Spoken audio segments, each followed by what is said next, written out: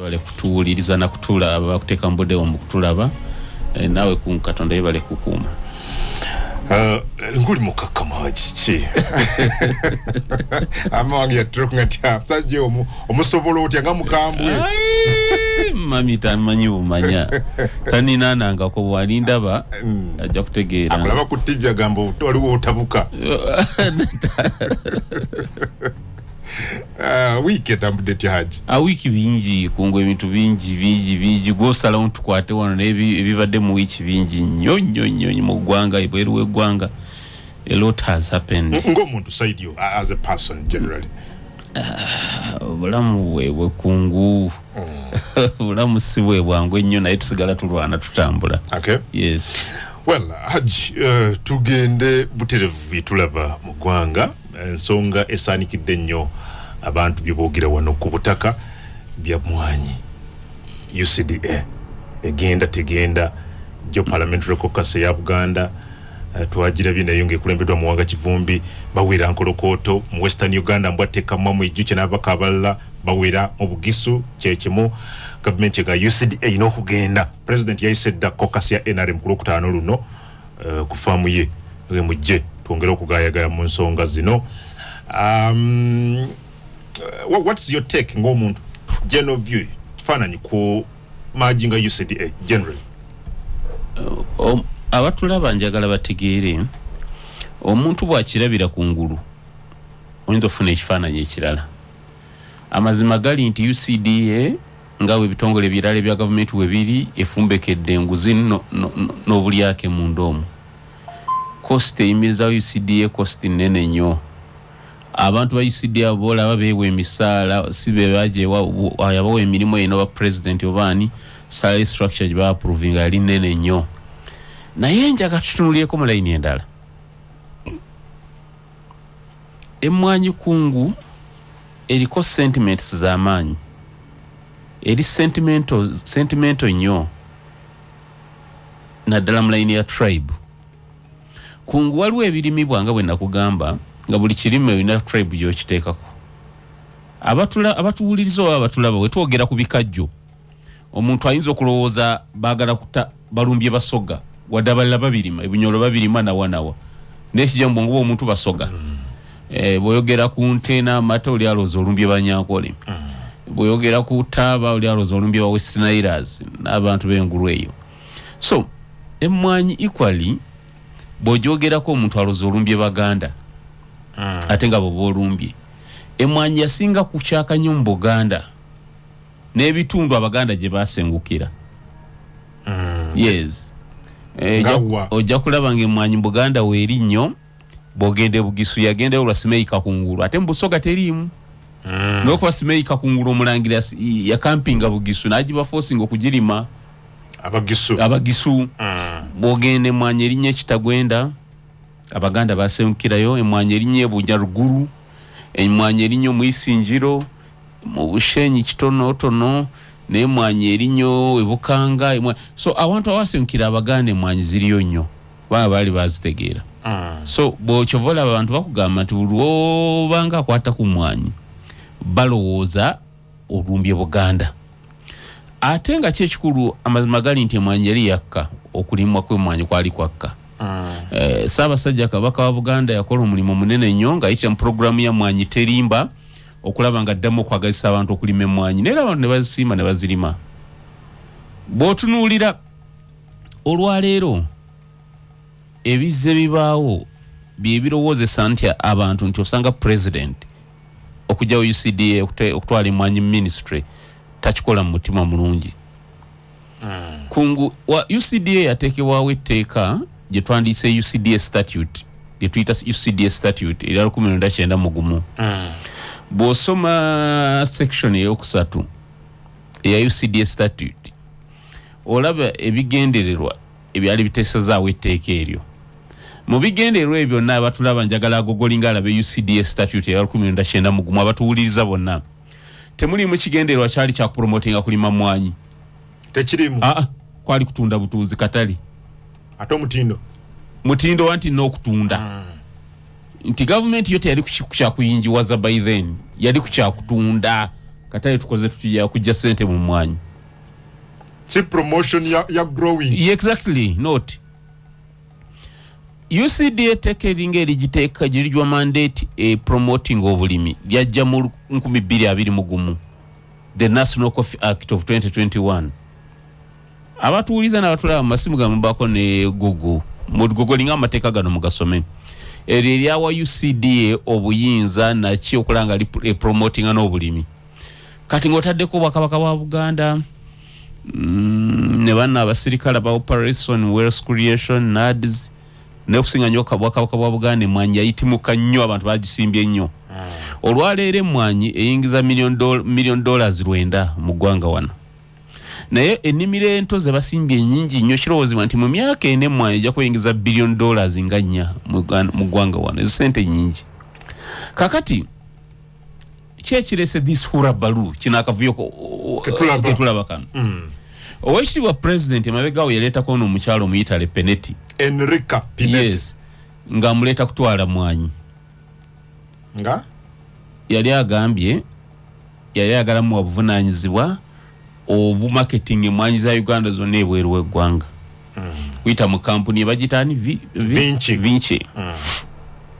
Abantu ne beekandaga era president oweekitiibwa president n'avaayo n'agamba n'ogamba nti wemba omulaba Peneti yenze oweekitiibwa president. Kakati oweekitiibwa president ekyo bwe kimala okuggwanga ekya Peneti kigudde butaka yakwatako ne mukoddomi we omuganda wange Lwaboogo n'amuwa billions ezaali wa mwasa to something wa musanvu nti naye kupromotinga kirime kya mwanyi. Kakati ebyo nawe bibaawo ne bakulaba ate ng'ojjawo ekitongole kiramba nga emwanyi njiza ministry abantu abatulaba biri biganye kakati babikusuuziza quote and quote babikusuuziza nga bw'ogambye kanoga kati emwanyi edda ministry abantu batandika okufuna okweraliikirira.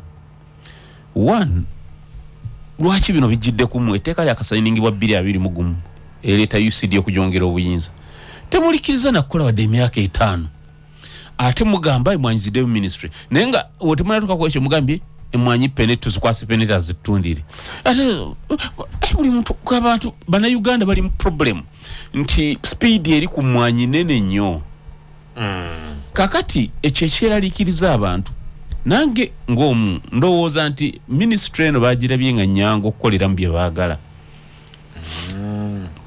Ministry eri waliwo abayina quote and quote sinister motives eri emmwanyi bye batasobola kukola kati nga UCDA weeri nga mu ministry kijja kubangwira. UCDA si kibira, UCDA kasaka tuoba ina kyokolya bakiraba mangu ne ministry nga zinyo. That is number 1. Number 2, UCDA bokoleramu ekintu nekinyiga omuntu. UCDA is a body corporate. A body corporate ebesobola okuwabira oba neewabirwa. Nti UCDA bokoleramu ensobi yonna ewabirwa mangu oba neekuwabira. Mu ministry bekolako ekintu owabira Attorney General. Akodyo kategedde. Woina deal gyosamba togisambira mu UCDA ogisambira mu ministry. Kwa ministry si nyangu kuloopa. Yes. Birimu amateeka si byangu nnyo. Atuwuliriza oba atulanga tafumitiza nnyo tajja bisobola okujja ng'obiwadde obudde. Kakati UCDA kankwe scenario zino sikagamba ti president zateeka okukola naye njagala abatulaba oba batuwuliza bajjemu. Singa president emwanyi eno successful edda mu ministry, president nawandika ebbaluwa nalonda Peneti nga commissioner wa coffee development and whatever ministry yali ayagala emmwanyi ne bamulonda okuba omukozi wa ministry nga yagitunda ebweru n'okukola kyakuli ogenda kukola otya kaba tekaweddemu. Waliwo oluzungu bataddemu kati waliwo nga kino kyeboogerako nti ministry ejja kuyamba okufunira emmwanyi ebweru kyetwandiyise auctioning platform. Auctioning platform. You see, auctioning platform. Abatulaba. Ekisooka mu tteeka lya National Coffee Act ya 2021 naye yo mwekiri nti UCDA baali bagigambye bajjadde obuyinza ofunira emmwanyi kyetwandiyise coffee auctioning platform. Abatuuliza abatulaba a coffee auctioning platform this is a vehicle through which coffee beans are sold to the highest bidder. Kakati bino bya bidding. Peneti ali in charge of coffee development bichinga bamutadde ministry ng'omukozi. Ba biddinze oba lwabogo gwe bataddeyo. Ba biddinze ana biddinga ne bagamba awangudde ye vince ya peneti ya highest bidder abalala tebazze. Bayinza okulanga mu ngeri yaabwe ne wabanga alabye ekiranga ekyo omuntu omu ye peneti. Peneti najanga yalina okugula mwanyi yayo. So wetugenda mu that wetwala that simplistic construction inti coffee tulina okugata ebitongole bya gavumenti manya sente bitwala sente nyingi gwe n'ogenda ku ekyo mu abatuulizi ojja kukola ensobi. Bino zino sente zatwogerako mu myaka 3 zigenda kwa $1 billion nga 4. Abatulaba njagala bategeere nti bajja kuzikwata bagamba nti peneti gwe tuyisizaawo ye highest bidder ffe gwe tulabye yataddemu okusaba kwe. Asinza abalala. Gwe tojja kubaayo kutegeera bataddemu kusaba. Asinza abalala. Yataddemu yekka abalala tebazze. Tojja kubaayo ataddemu okusaba kwe ayiseewo. Weesangenge mwanyimu abali eyo yandiguze kilo katwale kibooko wa sirinja akanana peneti agenda gigula 10 ogenda kola otya? Ye highest bidder. Oweekitiibwa president bwe yawandiisa ekiwandiiko nga yanukula ebiriwo kati nakoona ku nsonga nyingi naye njagala kwogera ku nsonga 2 strict mu kiwandiiko ekyo oba wakirabyeko yakonye kubagamba naga baleeta tribalism mu kintu ky'emmwanyi nosensico boogera bya kisiru naye oweekitiibwa president ekyo nkinyinkizeemu your excellency wanteri aleetamu tribalism. But mu Uganda buli kirime ekina bebakiteekako bebakipatiikako oyogera kokoa bundi bujo bamba nabakonjo you are in trouble with them. Kokoa yes your excellency ojja kuba mu trouble nabo. Oyogera ku majani mu North ali mamajani mu Northern Uganda. Mu Buganda gali matono nnyo side z'Emityana ne Bukomansimbi. Amajani gasinga kubeera Bushenyi. Bushenyi bogakwatako Bushenyi na Kanungu bogakwatako Kanungu Kabale Bushenyi ekolido bajaga mbotulumbye. Your excellency equally bokwata kubikajo ngabo nkugambye boyogera ku malewa wano bagisu tasobola kugera ku malewa abaganda ne bavaayo gali gaina political sentiments zamanyi nye bugisu. So ekyo nkimazi tewali waleta tribe but the debate the subject eri mu diro yenyini yerese tribal sentiments okujja wano. Number 2 your excellency people are wondering ku mulimo Buganda gwekoze government ya Buganda nge eyazawaza emwanyi mu program ya mwanyi terimba. Your excellency checha kusikiriza okuwa mukodomi olwabogo 37 billions not our Buganda wa 10 billions. Come again? Obuza ki president? Oweekitiibwa president ekibuzo kiwulidde kankikuddiremu oba badde wetakiwulidde bulungi. Ku mulimo Buganda gwekoze gonnogo kiki ekyakumotivating okwata billion 3.7 ziwe mukodomi olwabogo atalimangako mwanyi mbagenda a promoting okutunda amanyo noleka Buganda for sure. Ntisabasajja tagusobola government ya Buganda tegusobola ogwo kukyebadde ekozeeko ngaite mu nterimba. Yes, but of all people lwabogo ya ino promoting akataleke mwanye ebweru lwabogo wagundi eri ya export promotion. No, but you see ekintu ekiwo omuntu akina mu passion n'obukugu n'okukyagala n'obukugu. Lwabogo yali alimyeke mwanyo kakasa. Lwabogo musajja mulunzi wa ali very intelligent. Musajja mugezi articulate kibyo nabirina naye expertise eri nnyo mata okusinga mwanyi oba oyagala oba tokola ki nze singa baga wadde Lwabogo 50 billions agenda ku aina kyagenda okukola mata wagongera ku value you just tibaako na problem because arunda nte teri hata kimanyi mulunzi n'okukula kuva mu buto kyakuzaakola ki alaba kiringa bono wa Munyagwa sente bumpromoting akatalika amalewa toina kyo gamanyiko sigamanyiko sigalyanga nako ne passion teriwo sigalyanga nako. So ekyo kisookera ddala kyali se tribal sentiments. Number 2 oweekitiibwa president bwe yadayogera ku page 5 mu kiwandiiko kye yagambye weyeebaliza minisita Sekitoleko nebaza minisita Victoria Sekitoleko former minister yali minister w'ebyobulimi yamwebaza nti nebaza Sekitoleko yajjawo notion ye yaliwo mbu tulina food crops mu Uganda ne cash crops. Food crops kati zafuka cash crops. Ganti byonna kati byafuuka cash crops. Yes. Ekyo nzikiriza nawe your excellency. Naye yabuuziza nti buli crop katugiwa authority. Yes. Bwe kiba kyetaagisa nga kinakola amagoba. Amajani kati wagalimisa abantu your excellency. Man ne bagalima bangi ne baleka okulima emmere ey'okulya. Ne kati kilo y'amajani egula siringi 10. Kilo. Yes. Wakiteka ko authority akaganoonyiza akatale ebweru.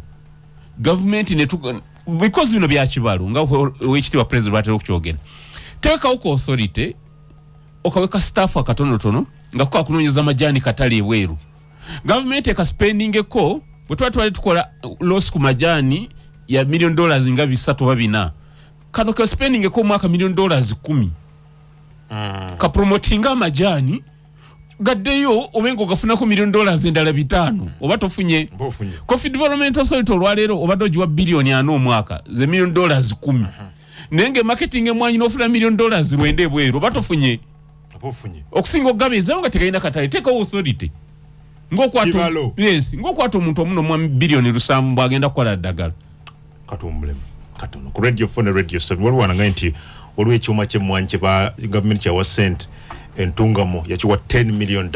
Yes. Wanambuza nti lwaki ntungamo lwaki sibugiso lwaki sibu kubanga bibamanyidwa mu kulima emmwanyi. Exactly. Facto nangambye ne botunulia Western Uganda yonna. Emmwanyi ntono. Lwe kibuuzo.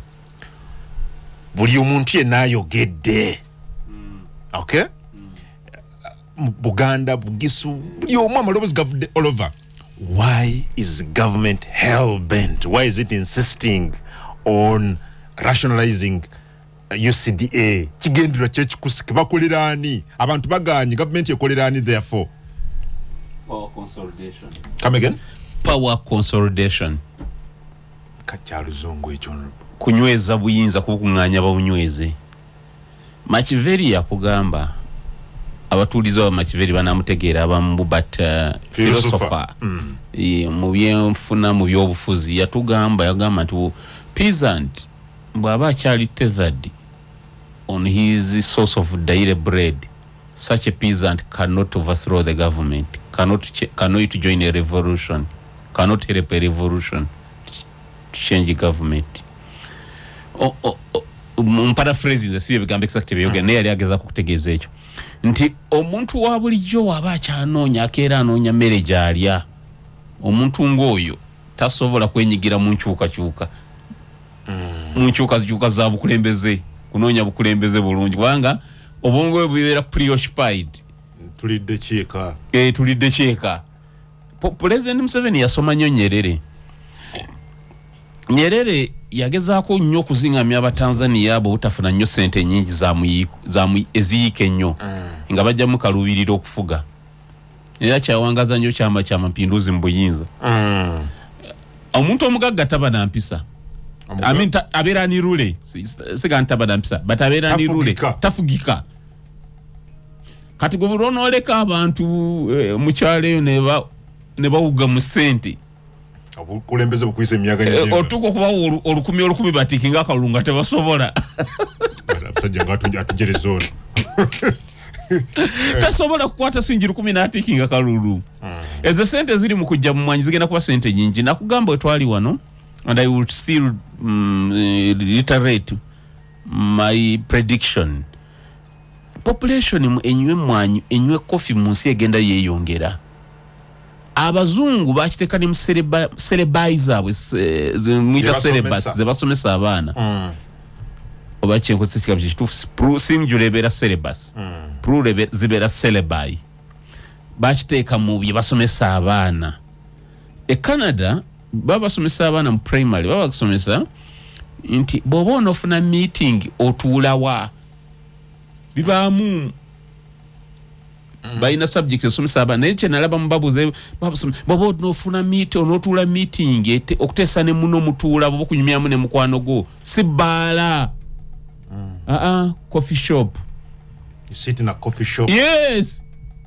Can we have a coffee? Yes, a cup of bagana bali mukumalamu abaana baabwe okunyumizanga business okusinkana mikono gyo mu mabaala bali mugwa abaana mu mabaala instead bali mukwayigiza kunywa kawa coffee shops. Population China akatali population izo okunywa kawa nenenzibu because betaga amanyi betaga rejuvenation ne database kwanga bakola nnyo.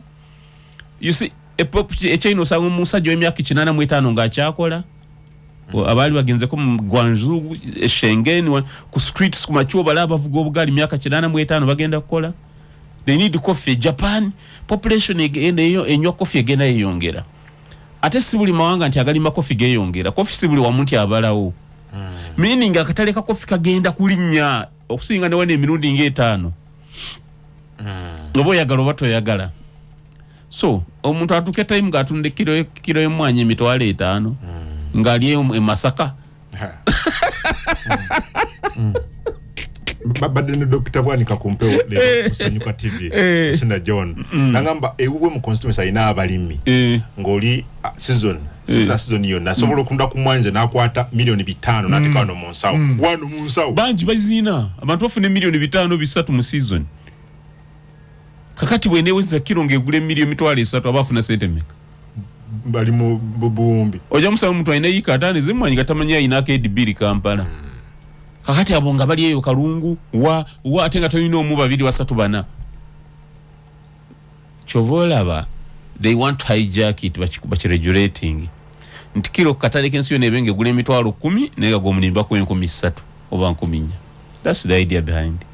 Kitufu government ejja kujja mu sente n'abantu kinomu but fe tugamba nti ewekitiibwa president olwaleero akkirize abantu buli omu atandike kulya ku ntuuyo ze. Buli muntu afune ekiva mu ntuuyo ze afune ekyenkana n'entuuyo ze zataddemu. Tutufune ba middle class tufune abagagga abalala nabo basituka abava mu byalo. Ekireme kuba tuleme kufuuka bafiba mulya nnimire nga fe tufuuka abagagga. That we scavenge ku bintu byaba kumanyi gaabo kwe tubeera fe abayivu ne tulya. Oyagalira okwo. So kyekyo. Okay. Ebyali mu parliament the other day honorable Ababaka of course kati ensonga eyo eyolekedde okugenda mu committee stage for scrutiny then bagende ku kiddako but walibiga speaker byeyogere bifusekana luzaala ebigambo ebyo microphone yali ekyaliko n'ayogera naye bagamye babisalamu ne bagattako ebyabwe speaker bamuwaayiriza we yagambira nti make sure that those baganda nakomao. Some people think this is tribalistic nalabye Lukwago nga yogeza manya gati kisoboka nalabye Muwanga Kivumbi bonabaga nti onayina okwetondera Buganda gende wakatikira Yeetonde naye mu nsonyiwe egambo bino simanyi oba yabyogera kubanga ne technology naye munje ennaku zino artificial intelligence omanyi kyategeeza oli asookwata dine eddoboozi lyenkozesa nawagikamu ebigambo by'obuwemu naye nga ddoboozi erimu lyeri byogera kisoboka mu mboozi eno gyenimu kati munatikamu ebigambo bye naye waba yabyogera kiswaza ku muntu nga namba 3 mu ggwanga okubanga okyala Abannayuganda ng'obalabirira mu tribes zaabwe. Mr. Kungu Abafirika tuli basiru. Abafirika? Yeah, tuli basiru, we are idiots. You can't abuse us. Yeah, but I'm also an African. In Gambia, we are idiots. What makes you an idiot, Mbuza? So what makes Africans idiots? No, Mbuza, what makes you an idiot, Gwekungu? What makes Munyagwa an idiot? That one I can ask. What makes us idiots? Gwekungu obeera wano ng'olaba omunyolo w'ehoyima nga munnamawanga. Can you imagine omuganda w'emubende alaba oweka kumiro? You are idiots. Omuganda w'eruwero ng'alaba nagamba oyo munnamawanga omululi we Nakasongola amulanga atali munnansi. We are idiots. That's correct. Without fear of any contradiction. Russia. Erimu Uganda na mutano. Akwata Uganda na mutano kufuna Russia. Kufuna Russia.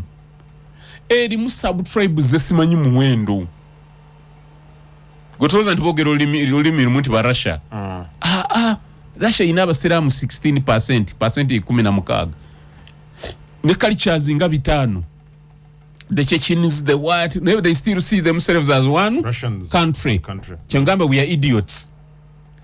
China eyinza okubeeweza tribes 12 China local languages 12 yo China jola atolu fetumanyi China lutuli regundi re Shanghai Ching Chang Chong yes or Shanghai bakanya ku lulimi olwalwogerwa Shanghai mu capital Shanghai olulimi olwogerwa mu Shanghai olwebogerwa olwowulira lwe Shanghai lwe bakanya tulufule national language kama nakatogero oluganda lutu fena lutumalire fena ngegwanga yes buli omu ne yaluyiga naye ne basigazayo zino baweze ennimi 12 batoyinza kuwulira olya government ono toyinza gwena kukitegeera actually gwatayina mukyera toyinza kumanya nti ono Hong Kong kuba olukyenda lubogere Hong Kong abo balina olulimi olwabo olulala naye nabogera luli olwe Shanghai balina balita Shanghai something lwe basala bonna boogere naye gw'omanya olunyankole